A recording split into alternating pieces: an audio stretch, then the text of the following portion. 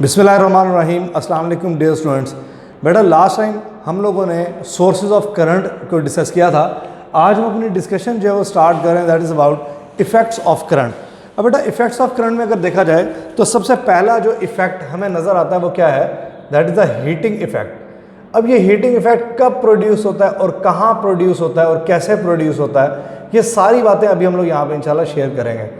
देखिए current basically क्या है, that is a movement of charges, flow of charges. तो डायरेक्टेड फ्लो ऑफ चार्जेस को हम लोग क्या बोलते हैं, करंट बोलते हैं।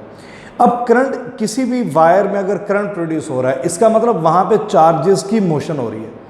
अब जब चार्जेस मूव कर रहे हैं, चार्जेस ऐसे तो खुद तो मूव नहीं करते, चार्ज किसी ना किसी चार्ज कैरियर पे होता है जब वो मूव करता है। फॉर एग्जाम्पल यहां पे मैं एक मेटालिक कंडक्टर लेता हूं और इस मेटालिक कंडक्टर के अंदर एटम्स ऑफ द लैटिस पड़े हुए हैं बहुत सारे यहाँ पे। अब इन एटम्स के अंदर से जब हम वहाँ पर इलेक्ट्रॉन्स पास कर रहे होते हैं तो इलेक्ट्रॉन्स जो हैं, हम लोगों ने देखा था कि जब हम लोगों ने यहाँ पे नेगेटिव और इधर पॉजिटिव पोटेंशियल अप्लाई कर दिया तो इलेक्ट्रॉन्स का फ्लो स्टार्ट हो गया। इलेक्ट्रॉन्स अपनी कोलिजन्स करने के बावजूद भी ये हम वहाँ पर मूव करते हुए जा रहे होते हैं, तो एक ख़ास डायरेक्शन में मूव कर रहे होते हैं और जाते जाते हम वहाँ पर पहुँचते हैं towards the positive terminal. From negative towards the positive terminal इनकी मोशन होती है।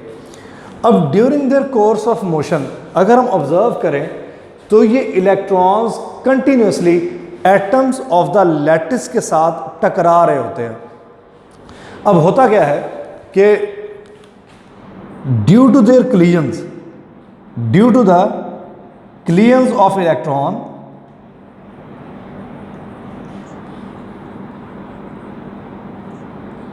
with atoms of the lattice,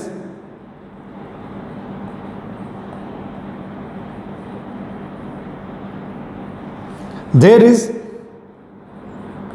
loss of kinetic energy of electrons। अब बेटा जब इलेक्ट्रॉन्स की काइनेटिक एनर्जी लॉस हो रही है तो ये लॉस ऑफ काइनेटिक एनर्जी हमें कैसे पता लगेगा? यही जो काइनेटिक एनर्जी लॉस हो रही है ये दी जा रही होती है किसको? एटम्स ऑफ द लैटिस को। तो यहां पे बताएंगे electron with atom of the lattice जब क्लाइड कर रहे होते हैं electrons, there is loss of kinetic energy of electrons which is gained by the atoms of lattice. ठीक है, तो जो एटम्स हैं हमारे पास लैटिस के, वो इसी काइनेटिक एनर्जी को बेटा क्या कर लेते हैं? गेन। अब लॉस ऑफ काइनेटिक एनर्जी हो रहा है इलेक्ट्रॉन्स का और गेन ऑफ काइनेटिक एनर्जी हो रहा है एटम्स का। अब जो एटम्स ने काइनेटिक एनर्जी गेन कर ली उससे क्या होगा? देखें जब भी ये उनके साथ कोलाइड करेंगे, हिट करेंगे, हिट करने में हमेशा दो काम होंगे। एक, आपके पास फ्रिक्शन की वजह से हीट प्रोड्यूस होगी। दूसरा, ये जो एनर्जी आपके पास एटम्स ऑफ द लैटिस को जब ट्रांसफर होती है तो ये जो एटम्स हैं बेटा इनकी vibration about their mean positions are increased. तो यहां पे हम लोग बताएंगे कि kinetic energy is gained by the atoms. Due to this kinetic energy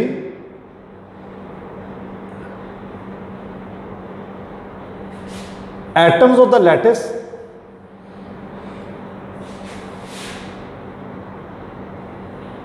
will increase their vibrations। ठीक है, आपके पास एटम ऑफ द लैटिस जब टकराते हैं तो इनकी वाइब्रेशंस जो है बेटा वो यहां पे क्या हो जाते हैं? इंक्रीज।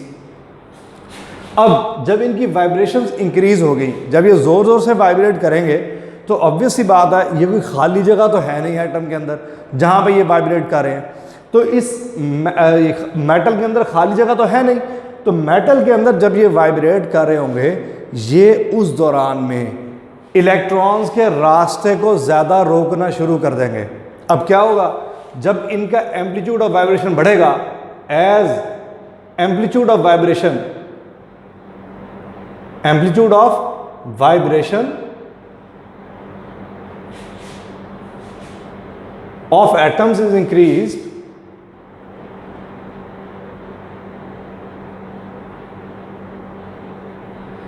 जैसे ही इनका एम्पलीट्यूड ऑफ वाइब्रेशन बढ़ेगा then collisions of electrons will also increase. क्यों? क्योंकि आपके पास अब ये ज़्यादा रास्ता इलेक्ट्रॉन्स का रोकने लग जाएंगे। अब जैसे ही क्लियरेंस बढ़ जाएंगी तो बेटा यहाँ पे हीट पैदा होना शुरू हो जाएगी, और हीट जो है वो आपके पास एटम्स की वाइब्रेशन से पैदा हो रही है। क्यों? क्योंकि वो खुद भी दूसरे एटम्स के साथ जब वाइब्रेट कर रहे होंगे वहाँ पे भी फ्रिक्शन होगी, और इलेक्ट्रॉन्स के रास्ते में हिंड्रेंस ज़्यादा आ रही है, तो ज़्यादा क्लियरेंस की वजह से यहाँ पे भी हीट प्रोड्यूस होगी। तो हम कह देंगे कि heat energy will be produce का मतलब energy can neither be created not destroyed वाली बात तो हम जानते ही हैं। यहाँ पे ये जो एनर्जी है वो काइनेटिक एनर्जी की वजह से आपके पास जब ये इनकी वाइब्रेशन ज़्यादा हो गई, क्लियरेंस बढ़ जाने की वजह से हम कहते हैं यहाँ पे हीट प्रोड्यूस हो रही है। पहले हीट नहीं थी, अब तार गर्म होना शुरू हो जाएगी, तो हम बोलेंगे heat energy will be produced and temperature of the conductor will start rising. तो टेम्परेचर ऑफ द कंडक्टर जो है वो हमारा बढ़ना शुरू हो जाएगा। अब बेटा ये वाली चीज़ यहाँ पे पूरी एक्सप्लेन कर देने का मकसद दो हैं। एक तो ये कि आप हीटिंग इफेक्ट को अच्छी तरह समझ रहे हैं, और दूसरी बात ये है कि आप जब इस हीटिंग इफेक्ट को समझ लेंगे तो यही आगे जाके हमारा टेम्परेचर कोएफिशिएंट ऑफ रेजिस्टेंस वाला जो टॉपिक है उसके अंदर हम लोगों ने इसी इफेक्ट की दोबारा से बात करनी है। तो जब आप उस टॉपिक के अंदर पहुंचेंगे तो आपको ये चीज़ बड़ा हेल्प आउट करेगी। तो अच्छे तरीके से आप इसको यहाँ पे ऑब्जर्व कर लें, जो चीज़ मैं आपको यहाँ पे बता रहा हूँ इसको अच्छे तरीके से सीख लें कि आप लोग ये क्यों हमारे पास यहाँ पे हिंड्रेंस बढ़ जाती है और कैसे वहाँ पर टेम्परेचर इंक्रीज हो जाता है। तो जैसे टेम्परेचर बढ़ना शुरू हो गया तो बाय जाउस लॉ हम लोग इसकी वैल्यू को फाइंड आउट कर सकते हैं। बाय जाउस law we know that heat जो प्रोड्यूस हो रही है वो बराबर है बेटा I square R into t के, where R is the resistance, I is the current. ये करंट है जितना करंट पास कर रहा है कंडक्टर में से, आर इज द रेजिस्टेंस जो यहां पे प्रोड्यूस हो रही है, मतलब जो इस कंडक्टर की है, and T is that time, temperature ना कहिएगा इसको, ये टी स्मॉल टी यहां पे वो टाइम है जिस टाइम के लिए हमारे पास करंट यहां पे प्रोड्यूस हो रहा है। तो इन तीनों चीज़ों का प्रोडक्ट जब आप लेंगे तो बेटा we will get amount of heat जो कि यहाँ पे जनरेट हो रही है। और अगर हम इसकी एप्लीकेशंस देखें तो इस हीटिंग इफेक्ट की एप्लीकेशंस बहुत सारी हैं जो डेली लाइफ में हम लोग यूज़ कर रहे हैं। इलेक्ट्रिक हीटर्स होते हैं बड़े बड़े, इलेक्ट्रिक ओवन होते हैं, आयरन होती है इस्त्री जिसे हम लोग कहते हैं, आयरन के अंदर भी यही वाला काम हो रहा है। हमारे पास इलेक्ट्रिक ओवन्स जो हैं उनके अंदर भी यही वाला काम हो रहा है। बेटा माइक्रोवेव्स की बात नहीं कर रहा, मैंने ओवन लिखा हुआ है। और इलेक्ट्रिक स्टोव्स जो हैं, चूल्हे जो हैं, उनके अंदर भी यही वाला काम हो रहा है। और भी इसकी बहुत बेताशा सारी एप्लीकेशंस हैं। इसके अंदर बल्ब के अंदर अगर आप लोग देखें तो फिलामेंट वाले बल्ब के अंदर भी यही वाला काम हो रहा है कि वहाँ पे हीट पैदा हो रही है और आपके पास वो वायर ग्लो करना शुरू कर देती है। तो ये बेटा हम लोगों ने इसका पढ़ा हीटिंग इफेक्ट। नेक्स्ट हम लोग यहाँ पे डिस्कस करने वाले हैं इसका मैग्नेटिक इफेक्ट कि what is the magnetic effect of the current. अब बेटा मैट्रिक में ना आप लोगों ने इसका कंसेप्ट जरूर लिया हुआ है कि magnetic effect of current basically होता क्या है। तो मैं ज़रा इसमें थोड़ी सी शेयरिंग कर लेता हूँ आप लोगों के साथ, इसको आप इंशाल्लाह अच्छे तरीके से यहाँ पे समझ जाएंगे कि what is the magnetic effect of the current. अच्छा अब याद रखिएगा बेटा नेचुरल फिनोमेना है, when current passes through some area, तो लाजमी बात है कि जी बेटा यहाँ पे मैग्नेटिक फील्ड जो है वो प्रोड्यूस हो जाती है उसके सराउंडिंग में। Magnetic field is produced in its surroundings. तो लाजमी बात है कि उसके सराउंडिंग में बेटा क्या पैदा हो जाएगी, मैग्नेटिक फील्ड। ये एक नेचुरल फिनोमेना है, ये अल्लाह ताला की तरफ से एक चीज़ रख दी गई है कि जब भी आपके पास किसी भी रीजन में से किसी भी एरिया में से करंट पास करता है तो उसके सराउंडिंग में मैग्नेटिक फील्ड ज़रूर पैदा हुआ करती है। अब चैप्टर नंबर 14 में जाके नेक्स्ट चैप्टर में बेटा हम लोग इस इफेक्ट को ज़रा डिटेल से पढ़ेंगे। मैं यहाँ पे आपको सिर्फ इसकी जो है वो एक बेसिक जो मैं यहाँ पे इसको आपको सिखाना चाह रहा हूँ वो ज़रा देख लीजिएगा। हमारे पास जब करंट पास करता है इस कंडक्टर के अंदर से, फॉर एग्जांपल मैंने यहाँ पे कन्वेंशनल करंट बनाया जो कि अपवर्ड डायरेक्शन में है, तो इसके सराउंडिंग में आपके पास लाजमी बात है सर्कुलर मैग्नेटिक फील्ड प्रोड्यूस हो जाएगी। और सर्कुलर मैग्नेटिक फील्ड कुछ इस तरह की होगी कि हमारे पास यहाँ पे ये सर्कल जो है बेटा वो बन रहे होंगे एंटी क्लॉकवाइज। तो जब भी करंट ऊपर की तरफ जाएगा इसके सराउंडिंग में हमारे पास सर्कुलर मैग्नेटिक फील्ड पैदा हो जाएगी, that will be in anti clockwise direction. तो अगर आप लोग देखें यहाँ पे एंटी क्लॉकवाइज डायरेक्शन में यहाँ पे जो मैग्नेटिक फील्ड पैदा हो रही है that is B is equal to mu naught I over 2 pi R। तो बेटा R जो है वो हमारे पास रेडियस R वो डिस्टेंस है। फॉर एग्जांपल अगर हम इस डिस्टेंस पे देखना चाह रहे हैं मैग्नेटिक फील्ड तो यहाँ पे R ये वाला डिस्टेंस बन जाएगा। आप लोग इससे बड़े डिस्टेंस पे जाना चाह रहे हैं तो आप ये वाला R1 ले लेंगे, इससे भी बड़े पे जाना चाह रहे हैं तो R वो डिस्टेंस ले लेंगे। और करंट जो है वो इसके अंदर से प्रोड्यूस हो रहा है, I यहाँ पे क्या है करंट है,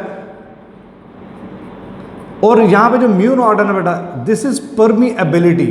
अभी आप लोगों ने इसका कंसेप्ट लिया नहीं है तो ये नेक्स्ट चैप्टर में हम लोग परमीएबिलिटी को डिटेल से भी डिस्कस करेंगे, लेकिन याद रखिएगा कि परमीएबिलिटी यहाँ पे बताएगी मीडियम के बारे में कि कौन सा मीडियम अपने अंदर से कितनी मैग्नेटिक फील्ड को गुजरना अलाउ कर सकता है।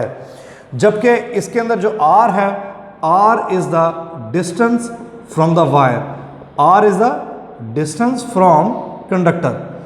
तो जो कंडक्टर मैंने यहाँ पे रखा हुआ है इस केस में इसका फॉर्मूला अलग है, बेटा सॉलिनाइड के केस में इसका फॉर्मूला चेंज हो जाएगा।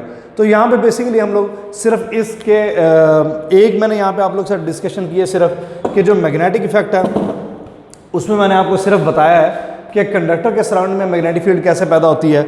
अगर यहाँ पे सॉलिनाइड आ जाता है तो सॉलिनाइड के अंदर थोड़ी मैग्नेटिक फील्ड डिफरेंट हो जाती है। सॉलिनाइड के अंदर फॉर एग्जांपल यहाँ से हम करंट एंटर करवा रहे हैं, यहाँ से करंट बाहर आ रहा है, तो सॉलिनाइड के अंदर जो मैग्नेटिक फील्ड है that will be developed like a bar magnet. तो आप लोग यहाँ पे अगर देखें तो इस तरीके से इसके अंदर मैग्नेटिक फील्ड डेवलप हो जाती है। इसके बारे में डिटेल्ड डिस्कशन जो है वो हमारी इंशाल्लाह चैप्टर नंबर 14 में होगी। ये नॉर्थ है ये साउथ है। फिलहाल मैं आपको बता दूं कि मैग्नेटिक फील्ड स्ट्रेंथ B जिस तरह इलेक्ट्रिक फील्ड इंटेंसिटी थी ऐसी ही मैग्नेटिक फील्ड इंटेंसिटी है जिसको हम लोग मैग्नेटिक फील्ड स्ट्रेंथ भी कह रहे हैं। तो मैग्नेटिक फील्ड स्ट्रेंथ जो यहाँ पे प्रोड्यूस हो रही है that is mu naught N into capital I। ये पूरे फॉर्मूलाज और इनके सारे के सारे पैरामीटर्स हम लोगों ने बाद में डिटेल से डिस्कस करने हैं, लेकिन उन पे मैं अभी यहाँ पे ज़्यादा टाइम नहीं लगा रहा। अच्छा बेटा अब इससे अगर हम लोग चलते हैं इससे आगे तो आगे हमारे पास केमिकल इफेक्ट है। अब केमिकल इफेक्ट एक पूरा टॉपिक बन जाता है, तो उस टॉपिक को मैं यहाँ पे बेसिकली इंक्लूड नहीं कर रहा, वो किसी ऐसे टॉपिक के साथ मैं एडजस्ट करूँगा जो हमारा टॉपिक ज़रा छोटा होगा। तो उस टॉपिक के साथ केमिकल इफेक्ट मैं आपको इसका बाद में पढ़ाऊंगा। अभी मैं इसका केमिकल इफेक्ट आप लोगों को नहीं पढ़ा रहा, अभी सिर्फ मैंने आपको उसके दो इफेक्ट्स पढ़ाए हैं, that is heating effect and magnetic effect. अब बेटा इससे आगे हमारी जो डिस्कशन है जो हम स्टार्ट करने वाले हैं that is about Ohm's law. Ohm's law हमारे पास बड़ा अच्छा लॉन्ग क्वेश्चन है, बड़ा इंपॉर्टेंट लॉन्ग क्वेश्चन है, और इसके हवाले से क्वेश्चंस भी हमारे इलेक्ट्रिसिटी के टॉपिक के अंदर बहुत सारे बनते हैं। तो सेकेंड ईयर के आपके पास मेजॉरिटी चैप्टर्स के अंदर ओहम्स लॉ तो चलना ही चलना है। तो ओहम्स लॉ का यूज़ हमारे यहाँ पे न्यूमेरिकल्स में, MCQs में और शॉर्ट क्वेश्चंस में बहुत सारा यहाँ पे यूज़ आएगा। तो हम लोग आज कोशिश करेंगे यहाँ पे कि हम ओहम्स लॉ को ज़रा डिटेल में डिस्कस कर लें। तो ओहम्स लॉ के हवाले से बड़ी अच्छी अच्छी चीज़ें इंशाल्लाह आप लोग यहाँ पे सीखेंगे भी सही। चलिए जी बेटा यहाँ पे ओहम्स लॉ की डिस्कशन स्टार्ट करते हैं हम लोग। ओहम्स लॉ ये बेसिकली लॉ है जो जर्मन साइंटिस्ट हमारे पास फिर से जो था Simon Ohms, George Simon Ohms, इसने हमारे पास ये दिया था, बुक में इसका इंट्रोडक्शन लिखा हुआ है, उसमें पूरा नाम है, आप लोग वो देख लीजिएगा। तो ओहम्स लॉ बेसिकली है क्या, हमारे पास जब भी किसी वायर या कंडक्टर, एक कंडक्टर लिया जाता है, जब भी इस कंडक्टर के क्रॉस एक मैग्नेटिक फील्ड एक इलेक्ट्रिक फील्ड अप्लाई की जाती है, तो इस कंडक्टर में से कितना करंट गुजरता है ये तो हमें पता है कि कन्वेंशनल करंट हम लोग बना लिया करते हैं फ्रॉम पॉजिटिव टू नेगेटिव। बात यह है कि इसकी क्वांटिटी क्या होती है। क्वांटिटेटिवली अगर इसको देखा जाए तो आप ये नहीं कहेंगे कि ओहम्स लॉ ने करंट दिया था, नहीं, ओहम्स लॉ ने करंट नहीं दिया था। ओहम्स लॉ ने यह बताया था कि करंट का और वोल्टेज का आपस में क्या ताल्लुक है। इसने यह बताया था कि current passing through a conductor और वोल्टेज जो अप्लाइड है, इनका आपस में जो रिलेशनशिप है, हम लोगों ने उसके हवाले से यहाँ पे बात करनी है। तो बेटा ज़रा तवज्जो करते हैं और सीखते हैं कि हमारे पास ओम्स लॉ ने बेसिकली क्या बताया। ओम्स लॉ की सिर्फ सबसे पहले मैं यहाँ पे स्टेटमेंट लिख रहा हूँ। तो ओम्स लॉ की स्टेटमेंट क्या कहती है? स्टेटमेंट कहती है जी, current passing through a conductor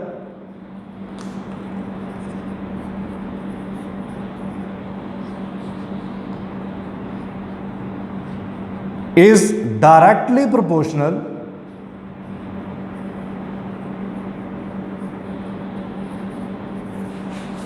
to the potential difference applied across the ends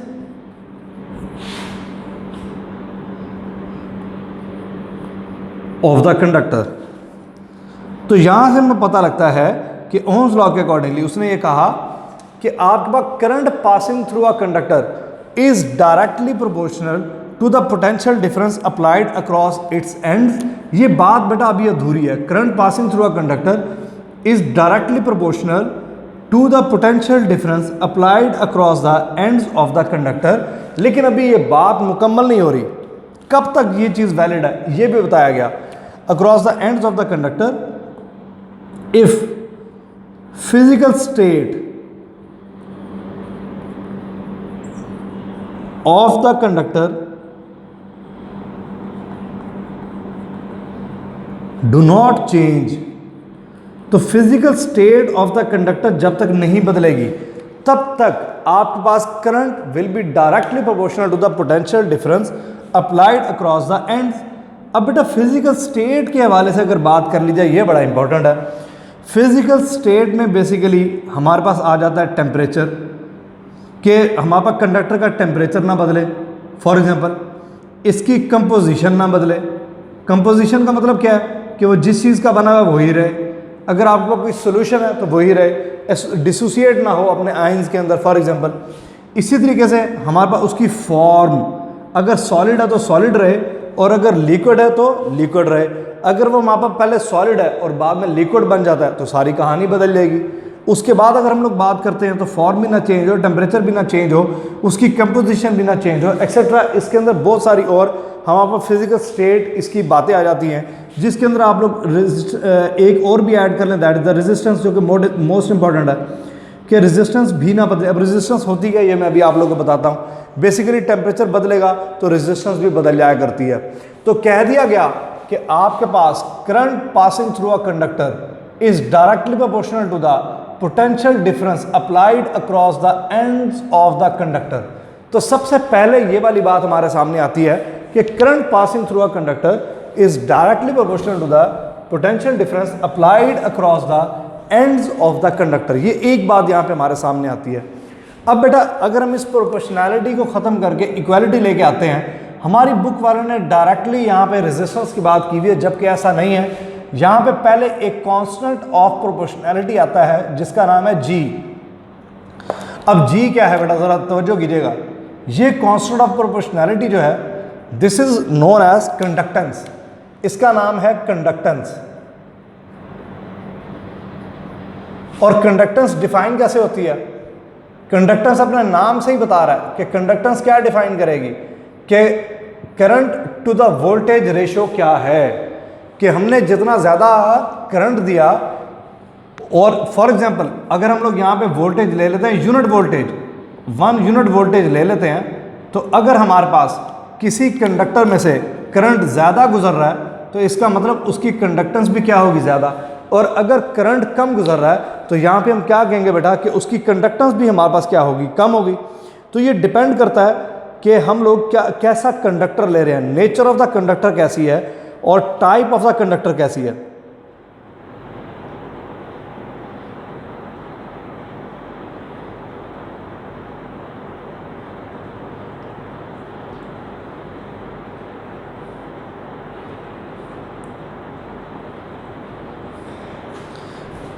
अच्छा, अब यहाँ पे अगर हम लोग बात करते हैं बेटा कि अगर हम इसके यूनिट को डिफाइन करते हैं, कंडक्टेंस के यूनिट को, तो कंडक्टेंस का जब आप यूनिट डिफाइन करेंगे ये अलग से डिफाइन होगा।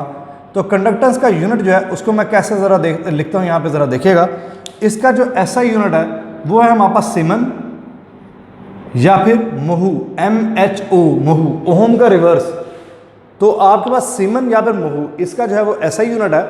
और ये कब हमारे पास कहलाता है कि 1 सीमन के बराबर हमारे पास कब इसकी जो वैल्यू है वो 1 सीमन कब होती है, when 1 ampere current is passing through a conductor, और हम लोगों ने वहाँ पे पोटेंशियल डिफरेंस जो है वो 1 वोल्ट का अप्लाई किया होगा, तो कंडक्टेंस का जो यूनिट है वो बेटा हमारे पास आ जाएगा सीमन। तो साइमन जो है, साइमन भी कहते हैं इसको, सीमन भी कहते हैं। तो साइमन जो है बेसिकली आपके पास सीमन ज़्यादातर यूज़ होता है, कंपनी नेम भी है बहुत मशहूर। तो सीमन्स जो है वो आपके पास बराबर है 1 एम्पेयर और 1 वोल्ट के, and this is basically the unit of conductance. तो यहाँ से हमारे पास कंडक्टेंस को डिफाइन किया जाता है। अब हमारे पास रेजिस्टेंस क्या होती है वो हमें यहाँ पे डिफाइन करना बहुत ज़रूरी है, क्योंकि हमारे इस टॉपिक के अंदर रेजिस्टेंस को भी डिफाइन किया जा रहा है। तो रेजिस्टेंस को मैं कैसे डिफाइन करूँगा, यहाँ पे मैं सिंपली रेजिस्टेंस को इस तरीके से डिफाइन करूँगा कि reciprocal of resistance, sorry, reciprocal of conductance is known as resistance. तो बेटा रेसिप्रोकल ऑफ कंडक्टेंस is known as resistance। तो क्या मतलब बना इस बात का, जरा देखिएगा कि resistance R is equal to 1/G। अब G की जो वैल्यू है वो बेटा यहां पे हम लोगों ने निकाली है, दैट इज I/V। अगर मैं इसी फॉर्मूला के अंदर लिख देता हूं, हमारे पास G जो है वो R को हमने रेसिप्रोकल ऑफ कंडक्टेंस कहा है। तो बेटा देखिएगा R is equal to 1/G का मतलब क्या होगा कि R is equal to 1/G। G की जगह पे मैं उसकी वैल्यू पुट करता हूं, दैट इज I/V। तो बेटा V ऊपर चला जाएगा, तो R will be equal to V/I, और हम लिख सकते हैं कि V इक्वल्स टू IR। तो हम ज्यादातर समझते हैं कि हमारे पास ओहम्स लॉ की फॉर्म सिर्फ यही है, नहीं, इसकी स्टेटमेंट से बेटा अगर देखा जाए तो इसकी जो रियल फॉर्म है वो ये है, I is equal to G into V। तो इसकी अनदर फॉर्म आप कह सकते हैं, ये इसकी फॉर्म है in the form of conductance, ये फॉर्मूला इसका in the terms of conductance है, और ये वाला रिलेशन जो कि कॉमनली हमारी जबान पे रहता है ये इसका इन टर्म्स ऑफ रेजिस्टेंस है। तो यहां से हमें पता लग रहा है कि अगर कंडक्टेंस कांस्टेंट ले ली जाए, फॉर एग्जांपल अगर इसी फॉर्मूला के अंदर मैं कंडक्टेंस को कांस्टेंट रखता हूं, तो I will be directly proportional to V, current passing through a conductor is directly proportional to the potential difference।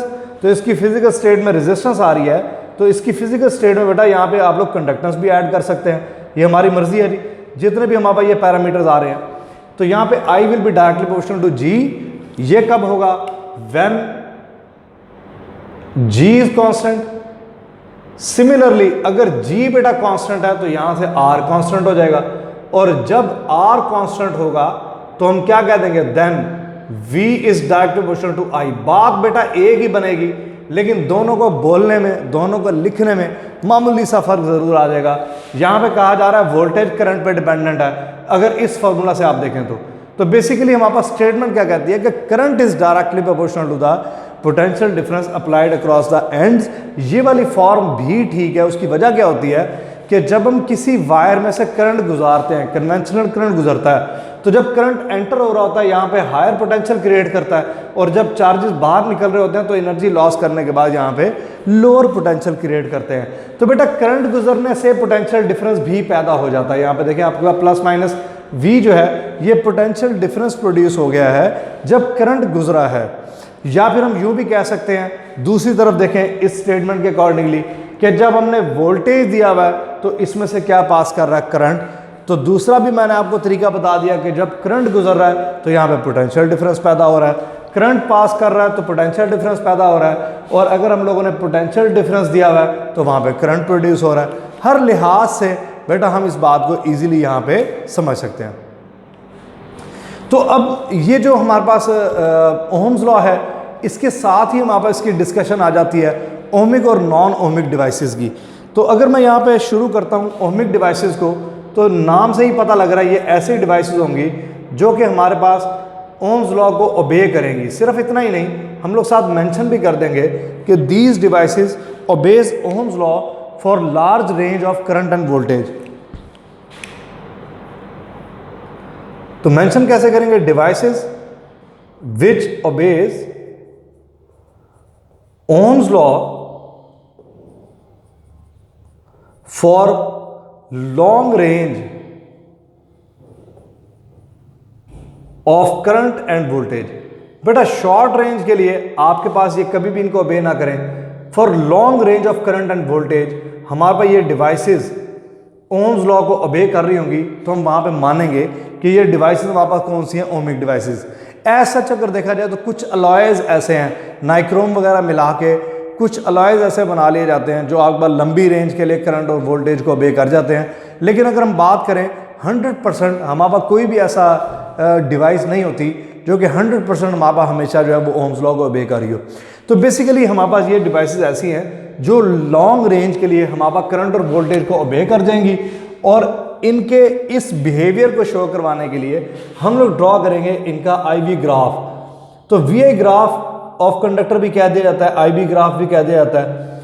तो अगर हम लोग VI ग्राफ की बात कर रहे हैं तो यहाँ पे हम लोग पहले X एक्सिस पे वोल्टेज ले लेंगे और Y एक्सिस पे हम लोग करंट ले लेंगे, तो ये हमारा VI ग्राफ इसका बन जाएगा यहाँ पे।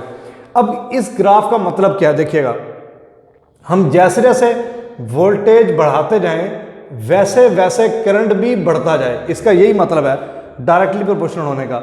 ऐसी डिवाइस जो कि ओम्स लॉ को ओबे कर रही है, तो इसका मतलब कि उसमें वोल्टेज और करंट एक दूसरे के डायरेक्टली प्रोपोर्शनल होंगे, और जब ये प्रोपोर्शनल होंगे तो इसका मतलब कि जैसे जैसे हम लोग यहाँ पे वोल्टेज की वैल्यू को बढ़ाते जा रहे हैं वैसे वैसे ही यहाँ पे करंट की वैल्यू भी बढ़ती जाए। फॉर एग्जांपल अगर मैंने 1 2 3 4 ले लिया, मैं यहाँ पे 0.1 0.2 0.3 और 0.4 ये वाली वैल्यूज इस तरह ले लेता हूँ, तो आप देखेंगे कि जब 1 वोल्ट हम लोगों ने अप्लाई किया तो जो करंट प्रोड्यूस हो रहा है वो 0.1 है, फिर आपके पास ये 0.2 हो गया, 0.3 हो गया, 0.4 हो गया, 0.5 हो गया।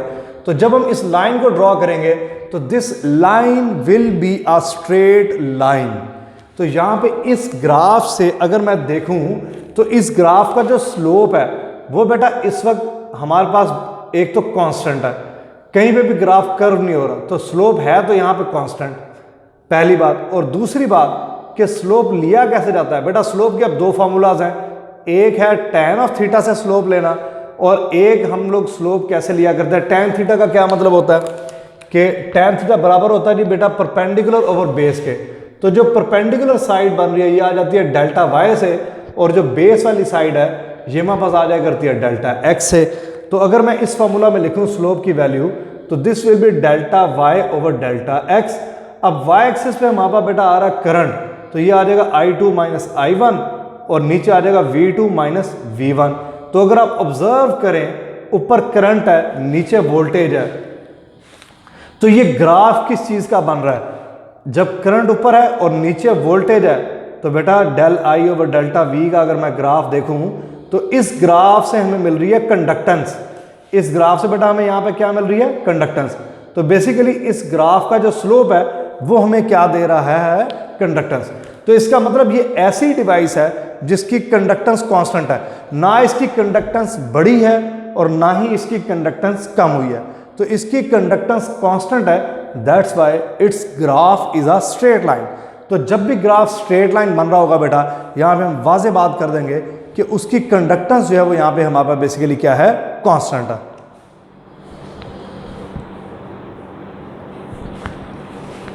तो बेटा ओमिक डिवाइसेस पे आज हम अपनी बात को कंक्लूड करेंगे। नेक्स्ट हम लोग जो अपना टॉपिक है वो नेक्स्ट जो लेक्चर है वो बेटा नॉन ओमिक डिवाइसेस से आगे हम यहाँ पे कंटिन्यू करेंगे। आप लोग इसको अच्छे तरीके से तैयार कर लीजिएगा और अपना ख्याल रखिएगा। अल्लाह हाफिज़।